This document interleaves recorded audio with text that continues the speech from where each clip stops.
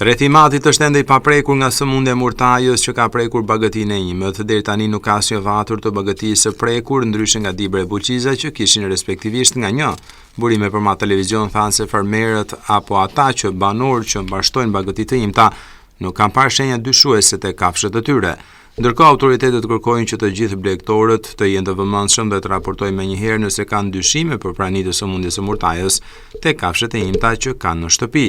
Bagëtia e imta e infektuar në Kastriot të Dibrës dhe Val të Martaneshit në Buqizë është asgjësuar, por rreziku i përhapjes së sëmundjes ekziston.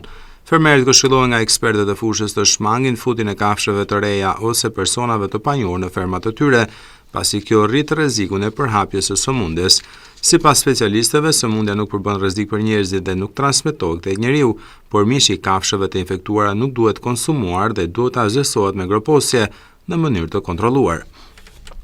Virusi është i ngjashëm me murtajën e gjedhit, duke shkaktuar probleme të rënda në traktin respirator.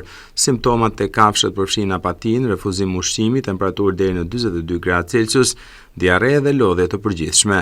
Nëse shohin këto shenja, blegtorët duhet të njoftojnë menjëherë autoritetet veterinare. Ndonse murtaja rimunantëve nuk është një sëmundje e rrezikshme për njeriu, ajo është katastrofike për popullatën e të imtave. Ky infeksion përhapet në mënyrë të shpejtë tek kafshët, duke sjellë fatalitet e 100% të tufës ku shfaqet.